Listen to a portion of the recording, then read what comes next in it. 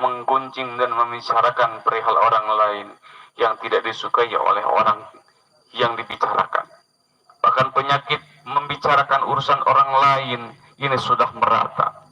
Disangka sesuatu hal yang wajar-wajar saja. Padahal ini adalah hal-hal yang sangat diancam. Al-Imam Hasan Al-Basri berkata, "Al-ghibatu fakihatun nisa'i." Menggunjing itu adalah buah bibir dari buah bibir apa yang dilakukan senantiasa oleh orang-orang yang berbicara. Dari itu marilah kita meminta maaf, minta dihalalkan kepada sesama saudara muslim dari segala kesalahan dan kekhilafan, lahir dan batin.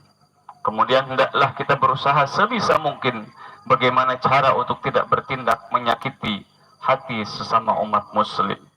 Bagaimana agar kita tidak meneliti cacat dan aib saudara muslim dan tidak menggunjingnya. Ingatlah hadis Nabi Muhammad sallallahu alaihi wasallam.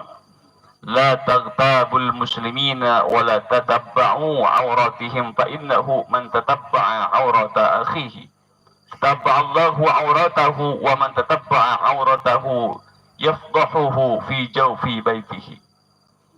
Janganlah kalian menggunjing dan membicarakan orang-orang Islam tanpa disukai mereka.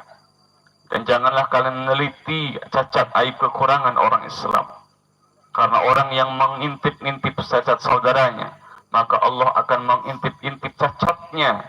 Dan orang yang diteliti cacatnya oleh Allah, maka dia dibuka cacatnya.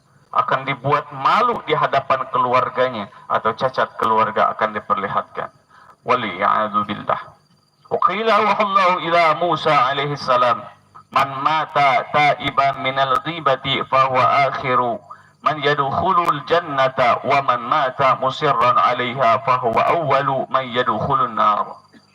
Allah mewahyukan kepada Nabi Musa alaihi salam, siapa yang meninggal sudah bertaubat dari dosa menggunjing atau ghibah, maka dia adalah orang yang terakhir masuk surga.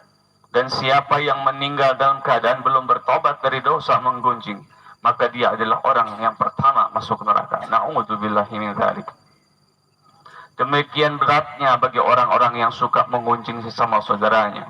Sahabat Anas bin Malik radhiyallahu anhu berkata, Nabi bersabda yang maksudnya, di malam Isra'ku aku melihat kaum yang mencakari mukanya dengan kuku mereka sendiri dari tembaga.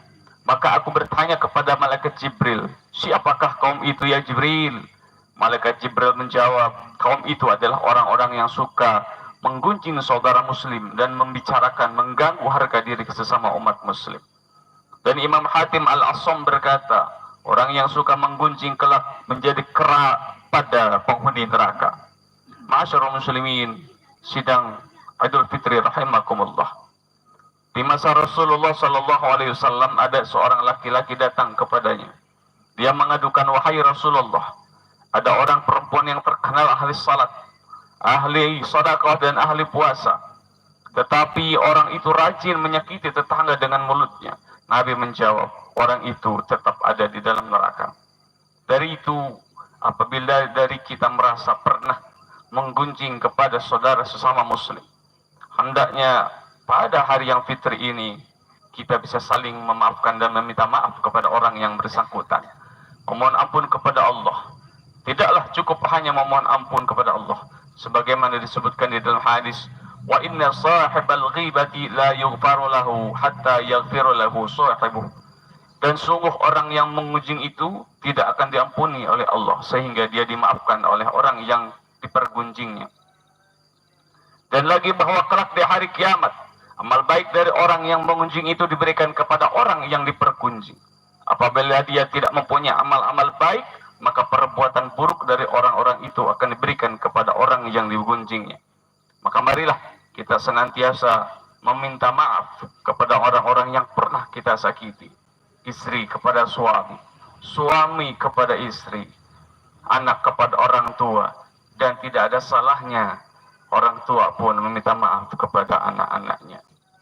Kaum muslimin, sidang Idul Fitri rahimakumullah, hendaknya kita sekalian memperkuat tali silaturahmi, tali persaudaraan, rukun dengan sesama umat muslim. Jangan saling hantam menghantam, Jangan saling dendam-mendendam dan jangan saling mendiamkan sesama